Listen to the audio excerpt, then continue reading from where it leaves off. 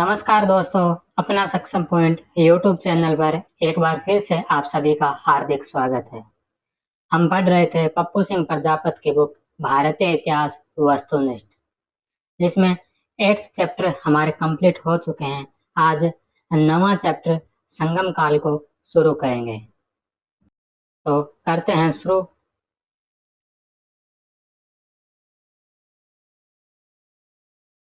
निम्नलिखित गद्यांश को पढ़िए एवं प्रश्न का उत्तर दीजिए। देश के भीतर का व्यापार भी खूब चल रहा था। भार वाहक पशुओं और व्यापारिक सामान लदे हुए व्यापारियों का कारवां एक स्थान से दूसरे स्थान, एक मेले से दूसरे मेले घूमा चलता था। नमक उस समय के व्यापार की एक महत्वपूर्ण वस्तु थी और नमक व्यापारी बैलगाड़ी पर, जिनमें संकट काल के लिए अतिरिक्त पहिए रखे रहते थे, अपने परिवार को लादे हुए नमक का व्यापार करते घूमते चलते थे। सभी व्यापारी आदान प्रदान मुख्यतः वस्तुओं की अदला बदली से होता था। उदाहरण के लिए शहद और पेड़ों के मूल की अदला बदली मछली के तेल और ताड़ी से होती थी तथा गन्ने और अवल यानी चावल की पपड़ी के हिरण के मांस से। मुशीरी में मछली धान के बदले दी जाती थी। कृषि राष्ट्रीय अर्थव्यवस्था का मुख्य आधार थी और इस संबंध में अधिकांश कार्य महिलाएं और सबसे नीचे वर्ग के लोग, जिन्हें कड़ीश्यार कहा जाता था, जिनकी स्थिति दासों से कुछ भिन्न होती थी, किया करते थे। अधिकांश भूमि के स्वामी बेलार थे, जो उत्तम कोटि के खेतीहर थे और उन्हें समाज में ऊंचा स्थान प्राप्त था। उनमें से धनवान खुद जमीन न जोतते थे, बल्कि उनके लिए मजदूर रखते थे। भूमि के स्वामित्व के अलावा वे लोग गैर सैनिक प्रशासन में कुछ सरकारी पद धारण करते थे। तो यह था एक पैराग्राफ। अब इससे रिलेटेड कुछ क्वेश्चन है, उनको करते हैं। पहला क्वेश्चन, संगम काल में निम्नलिखित कौन सूती वस्त्र व्यापार का प्रसिद्ध केंद्र था? तो सूती वस्त्र व्यापार का जो प्रसिद्ध केंद्र था वो उरेरू था। तो 2 नंबर ऑप्शन है जो इसका राइट आंसर है। नेक्स्ट क्वेश्चन, संगम काल के दौरान निम्नलिखित में से किस अधिकारी को एक औपचारिक समारोह में इनादी उपाधि से सम्मानित किया जाता था? तो इनादी उपाधि से सम्मानित किए जाने वाले सैन्य कमांडर थे। सैन्य कमांडर को इनादी उपाधि से सम्मानित करते थे। तो 1 नंबर ऑप्शन जो इसका राइट आंसर होगा। नेक्स्ट क्वेश्चन, निम्नलिखित में से किस पुरातात्विक स्थल को मुसिरी के रूप में पहचान किया जाता है? तो मुसिरी पट्टनम को कहा गया। 3 नंबर ऑप्शन जो इसका राइट आंसर है। निम्नलिखित में से पेरिप्लस के लेखक ने किस स्थान का उल्लेख किया जहां सभी मोती भेज दिए जाते थे जो उसके तट पर एकत्र होते थे और जहां से मलमल व अन्य वस्त्र उत्पादों का निर्यात किया जाता था? तो पेरिप्लस के लेखक ने जो जगह का उल्लेख किया वो जगह अरगारू थी, उरेयूरू में। 3 नंबर ऑप्शन जो इसका राइट आंसर है। प्राचीन तमिल क्षेत्र में नमक व्यापारियों के लिए निम्नलिखित में से कौन से शब्द को प्रयुक्त किया जाता था? तो नमक व्यापारियों को उम्मनार कहा जाता था। बौद्ध कृति मणिमेगलाई निम्नलिखित में से किस दार्शनिक की तार्किक प्रणाली से प्रेरित है? तो दिन्नम 2 नंबर ऑप्शन। संगम महाकाल मणिखेगले की रचना मदुरा के बौद्ध व्यापारी शीतले शीतले सतनार ने की थी। इस काव्य रचना का प्रारंभ वहीं से होता है जहां से शिल्पदाकारम समाप्त होती है। शिल्पदाकारम जहां जैन धर्म से, वहीं मणिमेखले बौद्ध धर्म से प्रभावित रचना है। इसका महत्व मुख्यतः धार्मिक है तथा इसमें तर्क संगत की भ्रांतियों की लंबी व्याख्या है।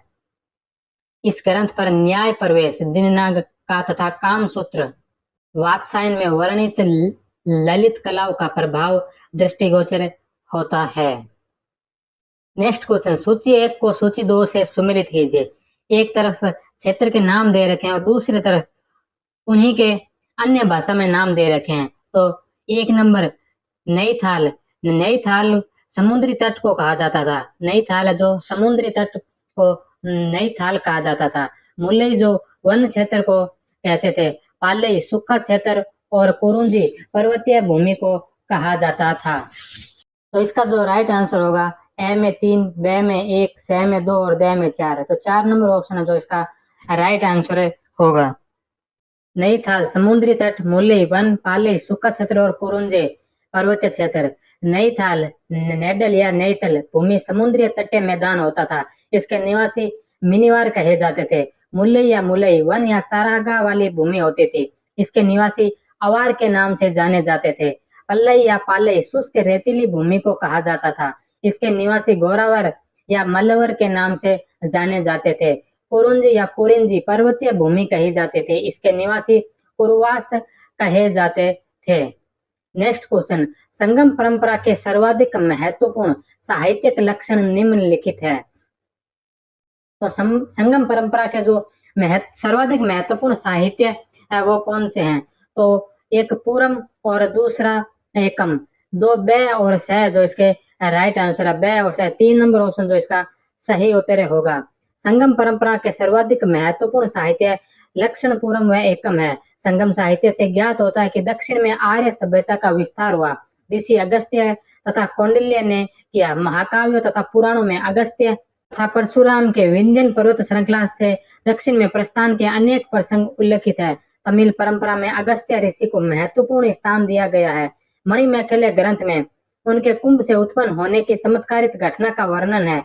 परंपरा अनुसार अगस्त्य प्रथम 2 संगमों में शामिल हुए तथा प्रथम संगम में उन्होंने अगत्ती में नामक तमिल व्याकरण की रचना। महाभारत के अनुसार अगस्त्य ने इलवाल नामक छद्म वेशी दैत्य तथा वातामी नामक दैत्य को परास्त कर दक्षिण में प्रस्थान किया। सूची 1 को सूची 2 से सुमेलित कीजिए। पट्टिन पालई का संबंध जो है रुद्र कन्नार से है। उसके पश्चात नेटुनल वाडी का संबंध जो है वो नकीरर से है। 6 नंबर कवि राजमार्ग का संबंध नृपतुंग से है। और 1.5 नंबर वोडा आराधना का संबंध शिव कोटाचार्य से है। तो इसमें ए में 3, बे में 4, स में 2 और द में 1। तो इसमें जो 4 नंबर ऑप्शन है इसमें ए के अंदर 3 आएगा। इस हिसाब से 4 नंबर ऑप्शन जो सही होगा ए में 3 होगा। ए में 4 की जगह यहाँ पर गलत प्रिंट है। ए में 3, बे में 4, स में 2 और द में 1। पाटिन पालई, रुद्र कन्नार, नेटुनल वाडी, नकीरर, कवि राजमार्ग, नृपतुंग और वोडा आराधना शिव कोटाचार्य। नेक्स्ट क्वेश्चन, सिलोन के विजय वंश के राजाओं को काल क्रम में सजाए। यहाँ पर 5 राजाओं के नाम दे रखे हैं, एलोरा, अभय, विजय, उदय और पांडुरंग। इन 5 राजाओं का काल क्रम देखना है। इन 5 राजाओं का जो काल क्रम देखते हैं। सिलोन के विजय वंश के राजाओं का सही काल क्रम, इनमें सबसे पहले आएंगे विजय। विजय का जो शासनकाल था वो था 543 ईसा पूर्व से 505 ईसा पूर्व। विजय के बाद दूसरे नंबर पर आते हैं पांडु वासुदेव। पांडु वासुदेव का जो कार्यकाल था वो था 504 से 474 ईसा पूर्व। अभय का जो शासनकाल था वो था 474 से 454 ईसा पूर्व। उदय का जो काल था 454, यहाँ 454 नहीं है। ये जो कालक्रम जो है ये इसमें गलत प्रिंट हो रखा है। 454 नहीं है। इसका जो शासनकाल, उदय का जो शासनकाल था वो था 267 ईसा पूर्व से 257 ईसा पूर्व। तो 267 से 257 ईसा पूर्व हुआ। और एलोरा का जो शासनकाल था वो 205 से 161 है। 205 से 161 नहीं था। एलोरा का जो शासनकाल था वो था 215 ईसा पूर्व से 205 ईसा पूर्व का। तो ये दो जो है इसमें मिसप्रिंट हो रखे हैं, तो ये आप ध्यान रखना। उदय का जो शासनकाल था वो था 267 से 257 ईसा पूर्व। और एलोरा का जो शासनकाल था वो था 215 से 205 ईसा पूर्व। नेक्स्ट क्वेश्चन, निम्नलिखित में से किस शासक ने पट्टिनप्लाई के लेखक को प्रभुत्व मात्रा में स्वर्ण मुद्राएं दी थी? तो वो शासक थे करिकाल। करिकाल ब्राह्मण धर्म अनुयायी था। अपने विजयों के उपलक्ष्य में अपने वैदिक यज्ञों का आयोजन किया। पेरुना नुपायदे में उसे संगीत के 7 स्वरों का ज्ञाता कहा जाता है। वह स्वयं विद्वान होने के साथ साथ विद्वानों का आश्रयदाता भी था। उसने पतिनपल्ले के रचयिता रुद्रक कन्नार को 16 लाख स्वर्ण मुद्राएं प्रदान की। पटिनपाले पथुपातु नामक काव्य संग्रह की 10 कविताओं में से एक है। यह चोल राजधानी पुआर कावेरीपट्टनम पर रचित एक जीवंत तथा लंबी कविता है। नोट, नेडुंजरेल एक चेर शासक है जिसने अधिराज की उपाधि धारण की थी। उसने हिमालय पर चेरों के राज चिन्ह धनुष को अंकित करवाकर इमेवर्तमन की उपाधि धारण की। उसने मरंदे को राजधानी बनाया। सेन गुटवन धर्मपरायण कुटुवन लाल चेर नेडुंजेरल का छोटा भाई था। संगमकालीन सबसे दीर्घजीवी कवि परनार ने उसकी उपलब्धियों का वर्णन किया है।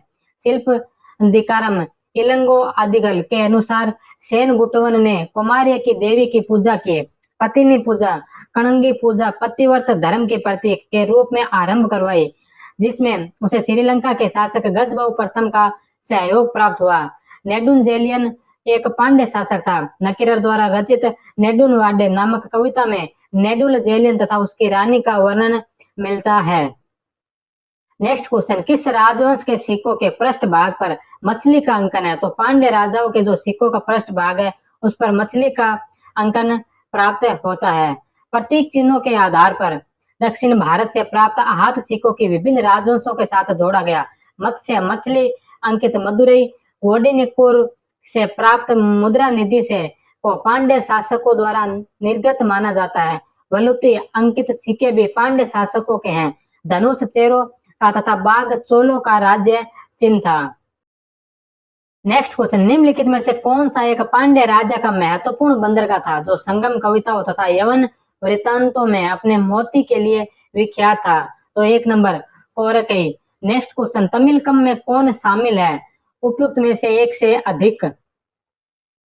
तो तमिलकम में चोर, चेंड्य, चेर और पांड्य तीनों ही शामिल है। तो 4 नंबर ऑप्शन जो इसका राइट आंसर हो जाएगा, उपयुक्त में से एक से अधिक। नेक्स्ट क्वेश्चन, संगम युग में भूमि कर को क्या कहा जाता था? तो भूमि कर को इरई अथवा करई कहा जाता था। संगमकालीन राजस्व शब्दावलियां करई करई भूमि कर को कहते थे। सीमा शुल्क या पथ कर को उल्लघु या सुंगम कहते थे। वरियम या वारी वह इकाई क्षेत्र जिससे कर प्राप्त किया जाए। वरियार वरियम वारी से कर वसूल करने वाला अधिकारी। कंडमे या पांडु राजा को अदा किए जाने वाला कर। इरई सामंतों द्वारा लिए जाने वाला कर या युद्ध में लूटा हुआ माल। इराकू या इरवे बलपूर्वक उपहार। कंतिकन ये सर्वोच्च लेखाकार को कंतिकन कहा जाता था। नेक्स्ट क्वेश्चन, संगम युग में राजाओं के गुप्तचर को क्या कहते थे? तो राजाओं के गुप्तचर को ओरार कहा जाता था। नेक्स्ट क्वेश्चन, निम्न में से कौन सा संगम युगीन साम्राज्य नहीं है? तो पल्लव है जो संगम युगीन साम्राज्य नहीं है। चेर, चोल और पांड्य ये संगम युगीन साम्राज्य है। नेक्स्ट क्वेश्चन, संगम युग का सर्वाधिक महत्वपूर्ण नगर कौन सा है? मदुरई, पुहार, कावेरीपट्टनम या एरिकोमेडो? तो ये पुहार जो है कावेरीपट्टनम में ही आता है। तो पुहार और कावेरीपट्टनम दोनों नाम आ गए, इसलिए बोनस अंक माना गया था इस क्वेश्चन का। पुहार कावेरीपट्टनम संगम काल का एक समृद्धि बंदरगाह था। पतु पातु संग्रह के अंश पट्टिनपल्ले में इसका जीवंत वर्णन मिलता है। यहाँ मजबूत तथा फुर्तीले घोड़े जहाजों में लाद कर आते थे। साथ में बैलगाड़ियां होती थी जो काली मिर्च की बोरियों से लदी होती थी। हिमालय से सोना तथा बेशकीमती पत्थर, उस पहाड़ियों से चंदन तथा अखिल दक्षिण से सागर के मोती, पूर्व समुद्र से लाल मूंगे, श्रीलंका से खाद्यान्न तथा म्यांमार से दुर्लभ उत्पाद यहाँ पहुंचते थे। पुहार एक सर्वदेशीय महानगर था। यहाँ विभिन्न देशों के नागरिक रहते थे। पुहार बंदरगाह इतना सुविधाजनक था कि विदेशों से माल लाने वाले जहाज पाल उतारे बिना ही तट पर आ जाते थे। टोलमी ने कावेरीपट्टनम को खबेरिस नाम दिया था। नेक्स्ट क्वेश्चन, संगम काल में अरसर किसे कहते थे? तो अरसर जो है शासक वर्ग को कहा जाता था। संगमकालीन तमिल साहित्य समाज उत्तर सम भारतीय समाज की भांति वर्ग भेद पर आधारित था, किंतु चतुर्वर्ण व्यवस्था पर आधारित सामाजिक विभाजन स्पष्ट रूप से देखने को नहीं मिलता, न ही जाति व्यवस्था का। संगमकालीन समाज को निम्नलिखित 4 वर्गों में रेखांकित किया जाता है। अंडनार या सुडमु जो ब्राह्मण वर्ग, अरसर जो शासक वर्ग, वेनिगर या वेश्यार जो वणिक वर्ग, और वल्लाल या वेल्लार जो किसान वर्ग को कहा गया था। नेक्स्ट क्वेश्चन, सूची 1 को सूची 2 से सुमेलित कीजिए। एक तरफ राजा के नाम दे रखे हैं और दूसरी तरफ उनके राजवंश दे रखे हैं। सिंह विष्णु, सिंह विष्णु जो ये पल्लव शासक था। सिंह विष्णु पल्लव कालीन शासक था। नैदियोन जो पांड्य शासक था। और उसके पश्चात जो तीसरे नंबर पर आते हैं करिकाल, करिकाल चोल शासक था। और उदयन जोर जो था वो चेर शासक था। तो इसका जो राइट आंसर होगा वो हो जाएगा 2 नंबर। ए में 2, ब में 4, स में 3 और द में 1।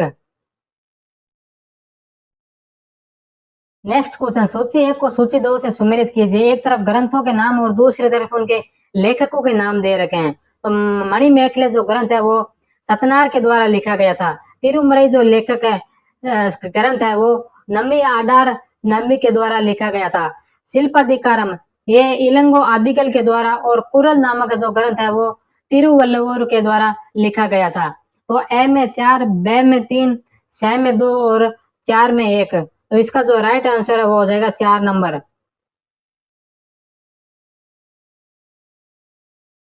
नेक्स्ट क्वेश्चन, सुमेलित कीजिए। एक तरफ पुस्तकों के नाम और दूसरी तरफ उनके रचयिता के नाम दे रखे हैं। तोलकाप्पियम जो तोलकाप्पियर के द्वारा लिखा गया था। शिल्पाधिकारम जो इलंगो आदिकल के द्वारा। मणिमेखले जो शीतले सतनार के द्वारा, और जीवक चिंतामणि जो तिरुतकदेवर के द्वारा लिखा गया था। तो इसका जो राइट आंसर होगा वो हो जाएगा 1 नंबर। 1 नंबर इसका सही उत्तर होगा। तोलकाप्पियम द्वितीय संगम का एकमात्र उपलब्ध प्राचीन संगम साहित्य है। इसके रचनाकार तोलकाप्पियर अगस्त्य ऋषि के 12 शिष्यों में से एक थे। यह तमिल व्याकरण ग्रंथ है जो सूत्र शैली में रचित है। संगमकालीन 5 महाकाव्य महाकाव्य रचयिता महाकाव्य शिल्पाधिकारम, इसके रचयिता है इलंगो अडियल। मणिमेखले के रचयिता है शीतले सतनार। जीवक चिंतामणि के रचयिता है तिरुंतक देवर। इसके पश्चात 2 महाकाव्य और है, वल्यपति और कुडल कैसी। इनके रचयिता अज्ञात है। इनके इन महाकाव्यों के अंदर रचयिता का नाम नहीं लिखा गया है, तो इनके जो नाम है वो अज्ञात है।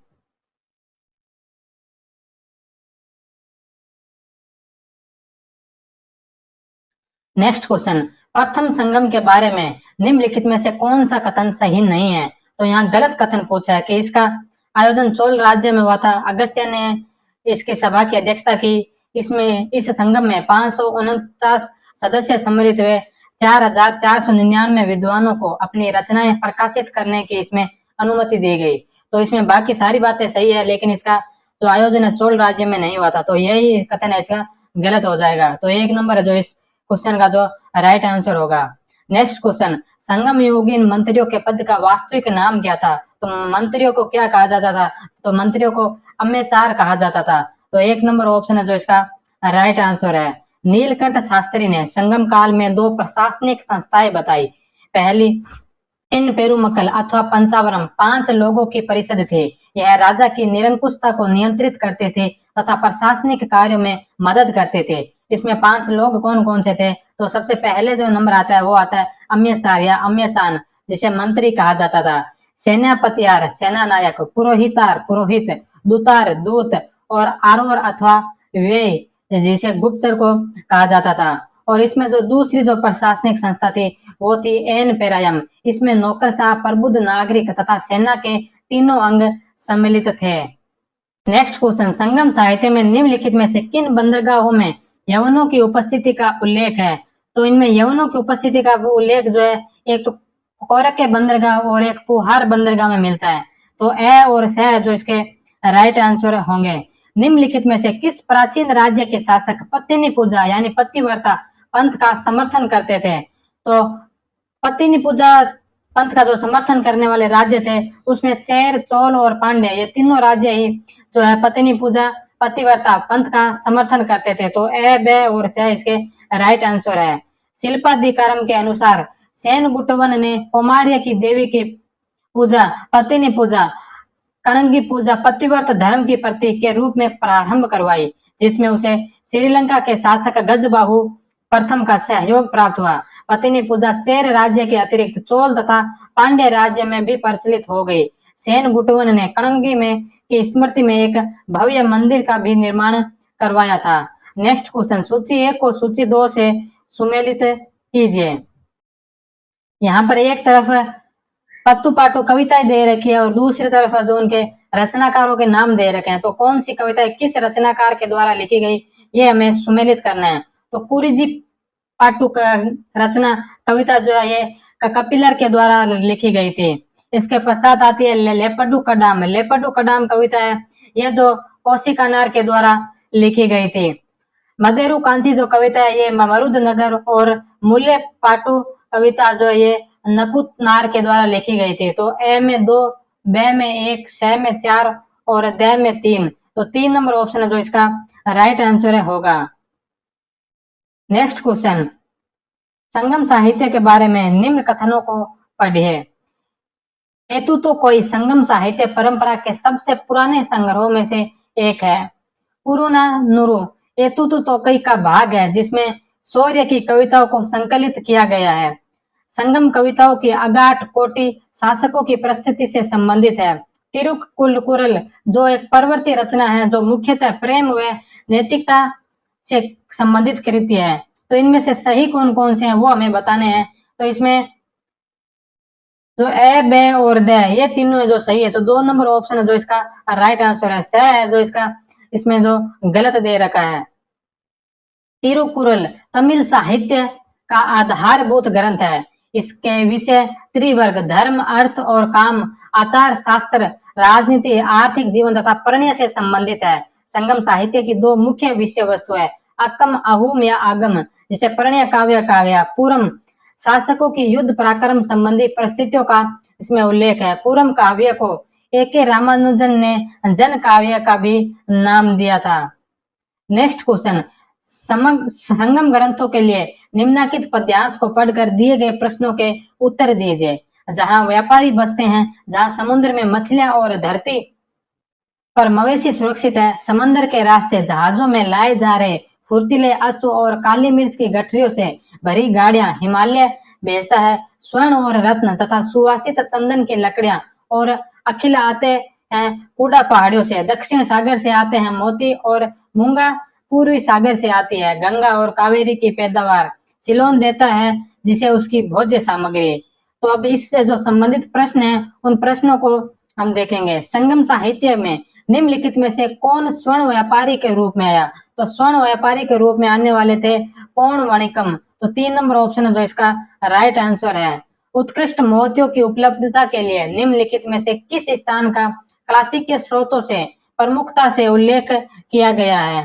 तो जो उल्लेख किया गया वो कोल्लची का किया गया है जिसे कोरकई भी कहा जाता है। तो 4 नंबर ऑप्शन है जो इसका राइट आंसर है। निम्नलिखित में से किस तीन ने तटीय क्षेत्र का संदर्भ दिया। तो तटीय क्षेत्र का संबंध जो है वो नेडल ने दिया था। तो 1 नंबर ऑप्शन जो इसका राइट आंसर है। तमिल भाषा के प्रतिष्ठित ग्रंथ कुरल का लेखक कौन था।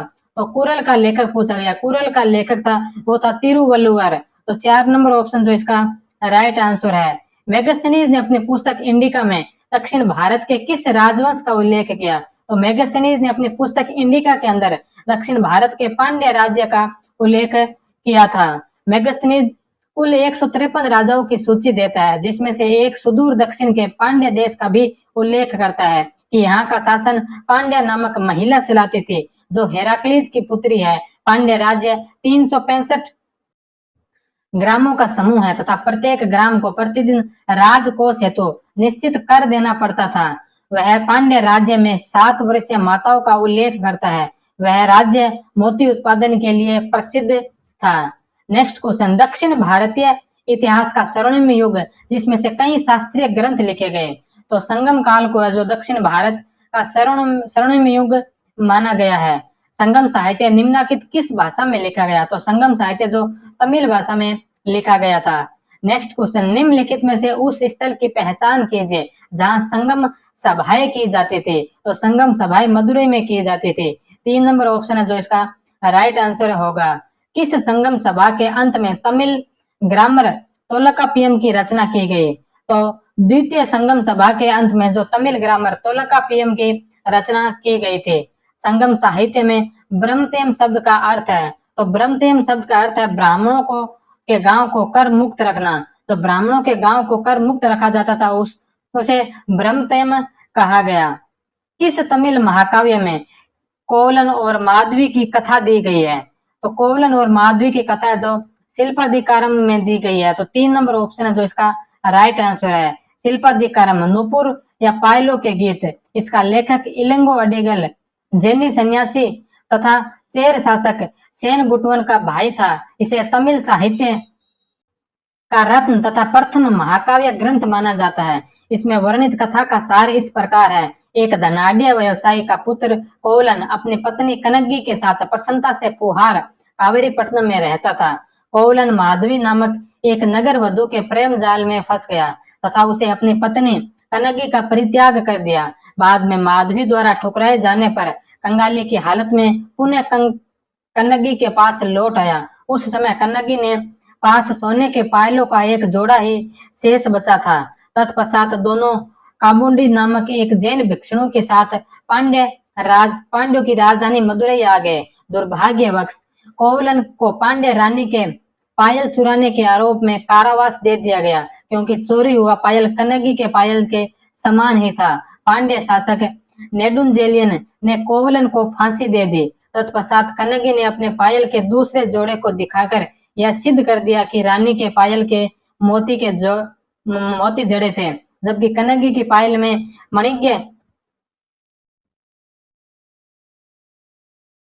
मणिज्ञ राजा को आत्मग्लानि हुई तथा उसने अपने प्राण त्याग दिए। कन्नगी ने विरहाग्नि में अपना बायां स्तन उखाड़ दिया डाला। मदुरई उसके शराब के कारण जलकर नष्ट हो गया।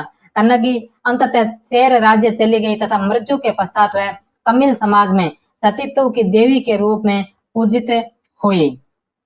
नेक्स्ट क्वेश्चन, किस तमिल रचना में पतिव्रता पत्नी भक्तिनी पत्नी पूजा का गुणगान किया गया? तो शिल्पदिकारम, 4 नंबर ऑप्शन। नेक्स्ट क्वेश्चन, संगम संस्कृति के निम्नलिखित महाकाव्य थे? तो संगम संस्कृति के जो महाकाव्य हैं उनमें एक तो शिल्पदिकारम आता है और दूसरे मणिमेखले आता है। तो बे और दे, तो 3 नंबर ऑप्शन है जो इसका राइट आंसर होगा।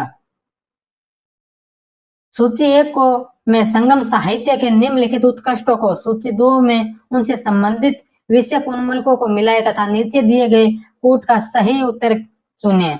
तो सूची 1 में ए नंबर पतु पतु, तोलकापियम, शिल्पदिकारम और मणिमेखले। तो इनका जो संबंधित विषय है वो पूछा। तो पतु पतु प्रकृति से संबंधित है, तोलकापियम जो व्याकरण है, शिल्पदिकारम एक मानव कथा है और मणिमेखले तमिल कविता का ओडिसी कथा है।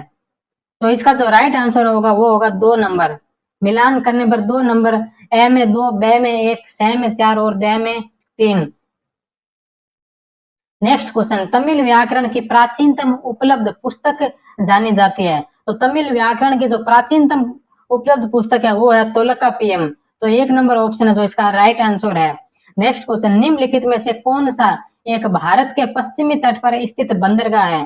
तो भारत के पश्चिमी तट पर स्थित बंदरगाह मुजिरी बंदरगाह है। संगमकालीन प्रमुख बंदरगाह, पूर्वी तट और पश्चिमी तट दोनों बंदरगाह देखते हैं। पहले पूर्वी तट के बंदरगाह कोरकई, सालियोर जो पांड्य राज्य में थे, निरपेयारू जो वासव समुद्र, पुहार, कावेरीपट्टनम, उरेयूरू और पोडुका अरिकामेडु चोल राज्य में, कमरा और मसलिया यह मसूलीपट्टनम में थे। पश्चिमी तट के अगर बंदरगाह की बात करें तो उसमें नौरा, तोंडी, मुजिरिस जिसे मुसिरी भी कहा गया, कोंडुमणम बंदर, करेयूरू या करोरा जो चेर राज्य में थे, नेलसिंडा जो पांड्य राज्य में थे और बकरे, बलिता और कोमाती ये जो बंदरगाह ये पश्चिमी तट पर स्थित बंदरगाह थे। नेक्स्ट क्वेश्चन, निम्नलिखित में से कौन सी एक पांड्य राज्य की राजधानी थी? तो पांड्य राज्य की राजधानी आप सबको पता है कि मदुरई थी। तो 2 नंबर ऑप्शन है जो इसका सही उत्तर है। नेक्स्ट क्वेश्चन, निम्नलिखित में से कौन सा संगम साहित्य का ग्रंथ नहीं है? तो संगम साहित्य का जो ग्रंथ नहीं है वो पूछा है पेरियर पुराण। तो पहला ही ऑप्शन है पेरियर पुराण, यह संगम साहित्य का ग्रंथ नहीं है। तो यही है जो इसका आंसर हो जाएगा। अहन्नानारू यह संगम साहित्य का ही ग्रंथ है। इसके पश्चात शिल्पदिकारम और कुरल ये भी संगम साहित्य के ग्रंथ है। तो पेरिय पुराण में ये जो संगम साहित्य का ग्रंथ नहीं है। नेक्स्ट क्वेश्चन, संगम साहित्य का उद्गम किस स्थान से हुआ? तो संगम साहित्य का उद्गम है जो मदुरई से माना गया है। तो 1 नंबर ऑप्शन जो इसका राइट आंसर होगा। नेक्स्ट क्वेश्चन, संगम कविताओं के विषय में निम्नलिखित कथनों पर विचार कीजिए। वह 2 प्रकार के हैं, अक्कम तथा पूरम। अक्कम कविता अधिकतर युद्धों के विषय में है। नीचे दिए गए कूट से सही उत्तर चुनिए। केवल ए सही है, केवल बे सही है, ए या बे दोनों सही है।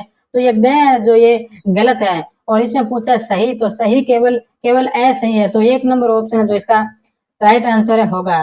निम्नलिखित में से कौन सा एक पांड्य राज्य का महत्वपूर्ण बंदरगाह था जो संगम कविताओं तथा यवन वृत्तांतों में अपने मोती के लिए विख्यात था। तो कोरकई 1 नंबर ऑप्शन इसका राइट आंसर है। पांड्य राज्य स्थित कोरकई कोलची मोती उद्योग का प्रसिद्ध केंद्र था। यहाँ के मोती उत्पादन का जिक्र मेगस्थनीज, प्लिनी, पेरिप्लस तथा कौटिल्य ने भी किया है। यहाँ मोती निकालने का कार्य बंदियों द्वारा किया जाता था। उत्पादित मोतियों का विक्रय मदुरई के बाजारों में होता था। पांड्य लोग मन्नार की खाड़ी से मोती प्राप्त करते थे। नेक्स्ट क्वेश्चन, मणिमेखले का रचयिता सतनार क्या था? तो मणिमेखले का जो रचयिता जो सतनार था वह एक धनाढ्य अन्न व्यापारी था, अन्न का व्यापारी था। तो 2 नंबर ऑप्शन जो इसका राइट आंसर है। वेलिर शब्द क्या है? तो वेलिर शब्द के बारे में पूछा है।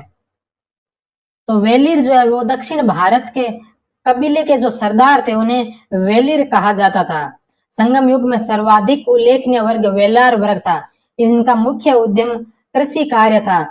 धनी कृषक वर्ग जिसके हाथों में अधिकांश भूमि आधिपत्य था वेलार या वल्लार कहलाते थे। वे सैन्य सेवा के रूप में युद्धों में भी भाग ले रहे थे तथा उन्हें महत्वपूर्ण प्रशासनिक पदों पर भी नियुक्त किया जाता था। शासक वर्ग भी मुख्यतः वेलार वर्ग से ही निकला था। चोल राज्य में उन्हें वेल व आरसू की उपाधि तथा पांड्य राज्य में उन्हें कविडी की उपाधि दी जाती थी। नेक्स्ट क्वेश्चन है, संगम साहित्य में व्यापारी वर्ग किस नाम से जाना जाता था? तो व्यापारी वर्ग को वेनिगर कहा जाता था। तो 2 नंबर ऑप्शन है जो इसका राइट आंसर है। निम्नलिखित में से संगम साहित्य के विषय कौन सा कथन असत्य है? असत्य कथन इसमें पूछा गया है। संगम साहित्य की रचना लगभग 3 से 4 शताब्दियों में पूर्ण हुई, तो ये बात सत्य है। संगम साहित्य मुख्यतः 2 मुख्य वर्गों पट्टिनकलु कनकु 18 प्रबोधक ग्रंथ और पट्टू पट्टू 10 प्रतिरोधक गीत में विभक्त था, तो ये बात भी सत्य है। संगम साहित्य धार्मिक साहित्य था, तो ये बात गलत है। संगम काव्य विभिन्न नायक नायिकाओं को समर्पित प्रस्तुत गीत है, तो ये बात है जो सत्य है। तो इसमें असत्य पूछा है, सत्य 3 नंबर ऑप्शन जो असत्य है। संगम साहित्य से सुदूर दक्षिण की आर्थिक, सामाजिक व धार्मिक विषय उपयोगी जानकारी मिलती है। इसमें समकालीन राजवंशों के विवरण नगण्य है। संगम साहित्य धर्मनिरपेक्ष साहित्य तथा वह साहित्य हमारे समक्ष आर्य तथा द्रविड़ संस्कृतियों के समन्वय का चित्र उपस्थित करता है। नेक्स्ट क्वेश्चन, निम्न युग्मों में से कौन सा युग्म सुमेलित नहीं है? अरसर शासक वर्ग, शासक वर्ग को अरसर कहा जाता था, यह बात सत्य है। मल्लवर दस्यु, तो दस्यु को मल्लवर कहा जाता था, यह बात भी सत्य है। शिकारी को ईनीर कहा जाता था, यह बात भी सत्य है। वेनिगर जो चरमकार को कहते थे, तो ये गलत है। चरमकार को नहीं, व्यापारी को वेनिगर कहा जाता था। तो ये 4 नंबर है जो इसका असत्य हो जाएगा। संगम साहित्य में हमें किस लोकप्रिय चोल शासक का नाम प्राप्त होता है? तो ककारी काल का 1 नंबर ऑप्शन।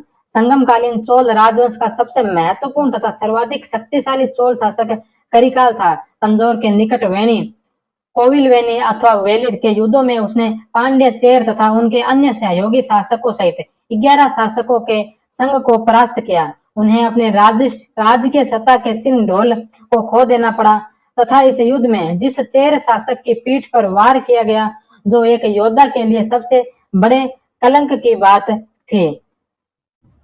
वाहेपर डलाई के युद्ध में पेनार घाटी जो में हुआ था, में करिकाल ने 9 शत्रु शासकों के संघ को परास्त कर उनकी राज सत्ता के प्रमुख चिन्ह छत्र को छीन लिया। पटिन पाले काव्य ग्रंथ में उनकी इन विजयों का वर्णन किया गया है। शिल्पाधिकारम के अनुसार उसने उत्तरी भारत के मगध, अवंती तथा वत्स राजाओं से राजनयिक संबंध स्थापित किए।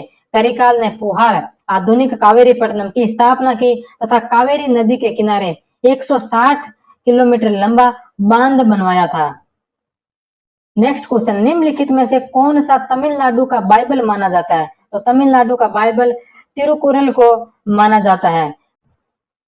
निम्नलिखित में से कौन सा कथन गलत है? संगम साहित्य में एकटूथ हो गई है, तो ये बात सत्य है। संगम साहित्य की कविताएं सैकड़ों पुराणों के समूहों में संकलित हुई थी, तो यह बात भी सत्य है। संगम साहित्य में धर्म शामिल नहीं है, तो संगम साहित्य में धर्म शामिल है लेकिन सिर्फ धार्मिक नहीं है, वो सामाजिक, आर्थिक सभी प्रकार का साहित्य, तो उसमें धर्म भी शामिल है। तो ये जो कथन गलत हो जाएगा। तो इसमें पूछा गलत कौन सा है, तो 3 नंबर है जो इसका गलत कथन हो जाएगा।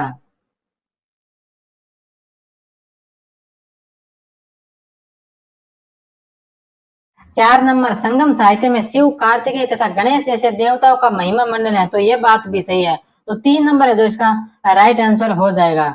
नेक्स्ट क्वेश्चन, निम्नलिखित में से कौन सा एक तमिल देश के संगम युग का राजवंश नहीं है? तो चेर, चोल और पांड्य ये संगम युग के हैं, लेकिन पल्लव जो है ये संगम युग का राज्य नहीं है। तो 3 नंबर ऑप्शन है जो इसका राइट आंसर होगा। धार्मिक कविताओं का संकलन कुरल किस भाषा में है? तो तमिल भाषा में। कुरल तमिल भाषा साहित्य का बाइबल तथा लघु वेद माना जाता है। इसे मुपाल भी कहा जाता है। इसकी रचना सुप्रसिद्ध कवि तिरुवल्लुवर ने की थी। अनुश्रुतियों के अनुसार तिरुवल्लुवर ब्रह्मा के अवतार थे। निम्नलिखित तमिल ग्रंथों में किसे लघु वेद की संज्ञा दी गई है? तो कुरल को। संगम साहित्य में उरेयुरु किस लिए विख्यात था? तो उरेयुरु है जो ये कपास के व्यापार का एक महत्वपूर्ण केंद्र था। तो 2 नंबर ऑप्शन जो इसका राइट आंसर है।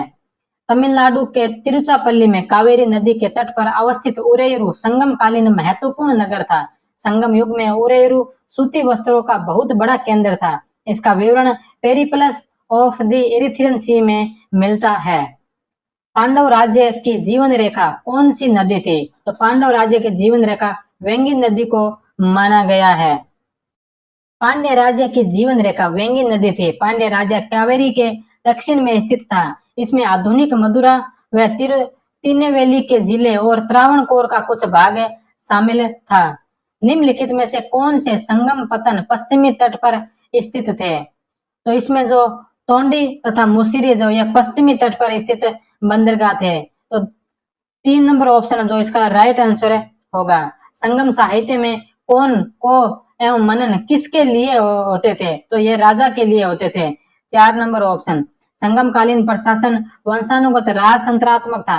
राजा को कौन को मनम, वेदन, कार्यवन, इरेवन आदि उपाधियां दी जाती थी। ये उपाधियां राजा तथा देवताओं दोनों के लिए होती थी।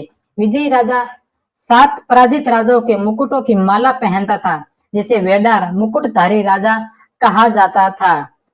किस ऋषि के बारे में कहा जाता है कि उन्होंने दक्षिण भारत का आर्यकरण किया? तो ये जो अगस्त्य ऋषि के बारे में ऐसा उल्लेख मिलता है। तमिल परंपरा में अगस्त्य ऋषि को महत्वपूर्ण स्थान दिया गया है। मणिमेखले ग्रंथ में उनके कुंभ से उत्पन्न होने की चमत्कारित घटना का वर्णन है।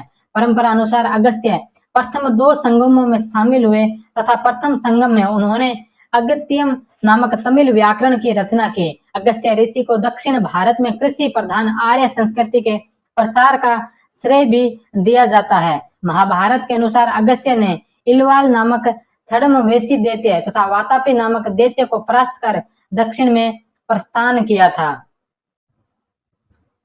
नेक्स्ट क्वेश्चन, दक्षिण भारत के किस वंश के राजा ने रोम राज्य में एक दूत 26 ईसा पूर्व में भेजा था? तो यह पांड्य राज्य ने भेजा था। नेक्स्ट क्वेश्चन, आरंभिक तमिल साहित्य निम्नलिखित में से किसका साक्ष्य प्रस्तुत करता है? तो आरंभिक जो तमिल साहित्य है ये जाति प्रथा की अनुपस्थिति का जो साक्ष्य प्रस्तुत करता है। तो 1 नंबर ऑप्शन जो इसका राइट आंसर होगा। नेक्स्ट क्वेश्चन, अभिकथन है, तर्क दिया जाता है कि आरंभिक ऐतिहासिक दक्षिण भारत में कवियों द्वारा किया गया गुणगान राजनीतिक सत्ता का आधार नहीं था। तो ये बात जो है गलत है, नहीं था। उक्त काल के कवि अपनी भौतिक खुशहाली के लिए राजाओं पर निर्भर थे। तो ये बात जो है सत्य है। तो इसमें ए जो गलत है लेकिन ब सही है। तो ए गलत और ब सही। तो 4 नंबर ऑप्शन है जो इसका राइट आंसर है। संगम काव्यों में राजकीय प्रतिष्ठा तथा वेदता के लिए कुछ नए आधार तैयार किए गए, जैसे ब्राह्मण यज्ञों का अनुष्ठान, उत्तर भारत की महाकाव्य परंपरा में संबंध स्थापित करना, देवी देवताओं तथा मंदिरों को संरक्षण, जैन मुनियों को संरक्षण। संगम साहित्य में वैदिक यज्ञों का निष्पादन करने वाले अनेक शासकों का वर्णन मिलता है। पांड्य शासक मुदुकुदमी को पालशाला अनेक कक्षों तथा यज्ञशालाओं का निर्माता कहा गया। चेर शासक उदयन जरेल तथा चोल शासक सेंगनन शिव भक्त ने विषय में प्रचलित था कि उन्होंने महाभारत युद्ध की सेना को भोजन करवाया। चूंकि इस युग के शासक ब्राह्मण मतनुयायी थे, अतः उन्होंने ब्राह्मणों को प्रशासन में सर्वोच्च अधिकार व सुविधाएं प्रदान की। उस काल के कवियों ने भी राजा को सलाह दी कि वह ब्राह्मणों को सभी प्रकार के कष्टों से मुक्त रखे। संगमकालीन कवियों तथा शासकों के मध्य परस्पर निष्ठा और यहाँ तक कि मित्रता के अन्योन्याश्रित संबंध था। नेक्स्ट क्वेश्चन, संगमकालीन लेखक प्राचीन बंदरगाह कावेरीपट्टनम को निम्न नाम से जानते हैं। तो पुहार नाम से कावेरीपट्टनम का जो प्राचीन नाम है पुहार था। नेक्स्ट क्वेश्चन, निम्नलिखित में से कौन संगमकालीन पांड्यों के प्रमुख नगर एवं पतन थे। तो इसमें कोरके तथा मदुरै ये जो संगमकालीन पांड्य राज्यों के मुख्य नगर और बंदरगाह थे।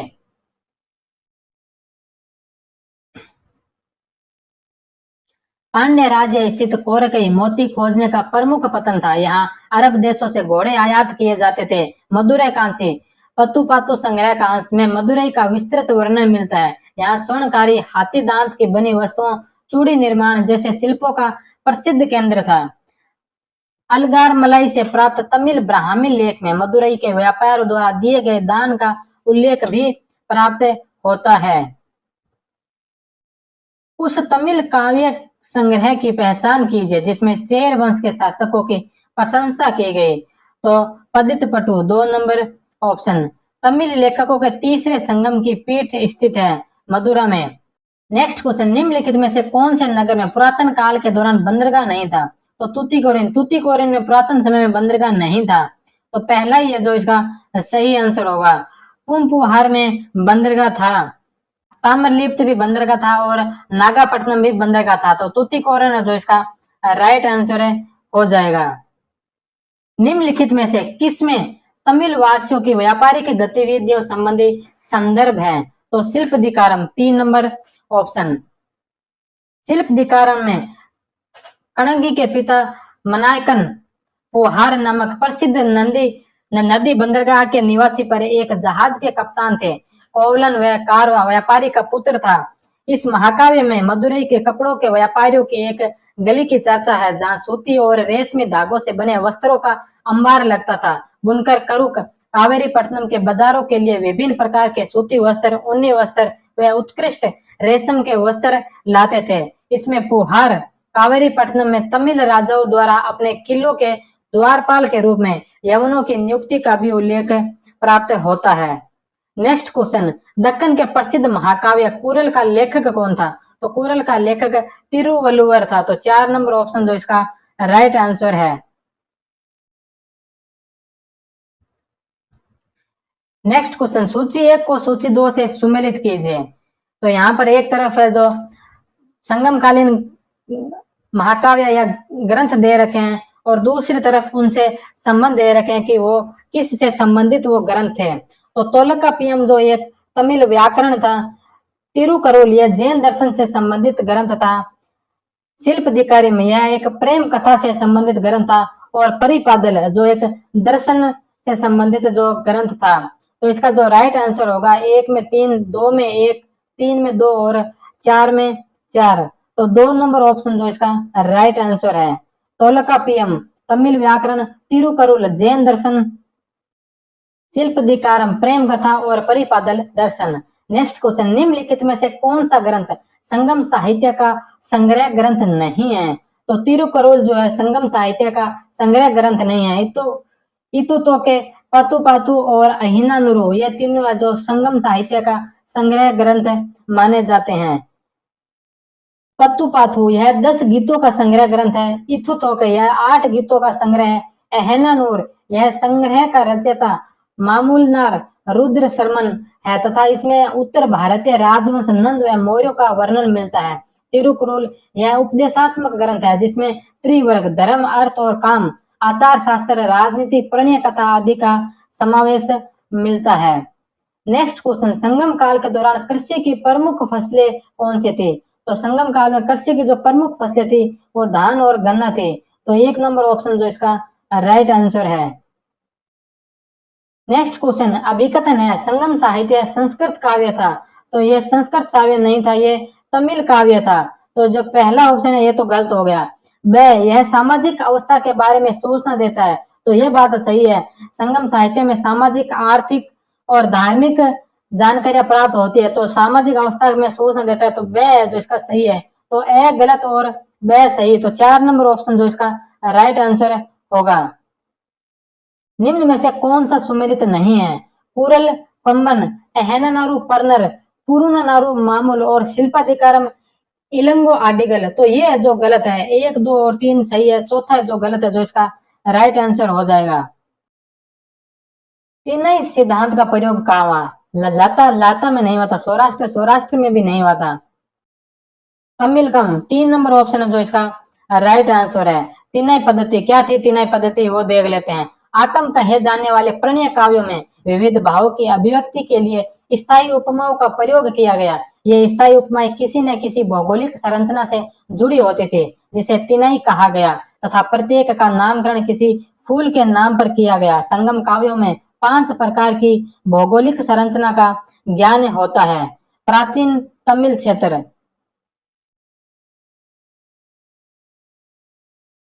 प्राचीन तमिल क्षेत्र, उसके निवासी और देवता भावात्मक अभिव्यक्ति। 1 नंबर कुरिंजी पर्वतीय भूमि, जिसके निवासी को कुर्वास मरुगन कहा गया। प्रेमी युगल का मिलन यहाँ की अभिव्यक्ति मुख्यतः थी। दूसरा नंबर तमिल क्षेत्र पल्लई, शुष्क रेतीली भूमि थी। यहाँ के निवासियों को मोरावर या कोरवई या मल्लवर कहा गया। यहाँ की जो अभिव्यक्ति है, ये विरह की अभिव्यक्ति थी। मुलई तीसरा क्षेत्र, जो चारागाह भूमि थी। यहाँ के निवासियों को अवार मेयन या विष्णु कहा गया। यहाँ की अभिव्यक्ति मिलन को आरजू व इंतजार था। चौथा तमिल क्षेत्र जो मरुडम, कृषि योग्य उपजाऊ भूमि। यहाँ के निवासियों को वेलारस इंद्र और यहाँ की अभिव्यक्ति रोठना। पांचवा तमिल जो प्रमुख तमिल क्षेत्र था वो था नेदल या नेत, समुद्र तटीय मैदान। यहाँ के निवासियों को मिन्नीवार वरुण कहा गया और यहाँ पर आस्था की अभिव्यक्ति व्यक्त की जाती थी। निम्नलिखित में से कौन तृतीय संगम का अध्यक्ष था? तो तृतीय संगम का अध्यक्ष नकीरर था। नेक्स्ट क्वेश्चन, तीसरे संगम साहित्य के अध्यक्ष कौन थे? तो नकीरर, 2 नंबर ऑप्शन।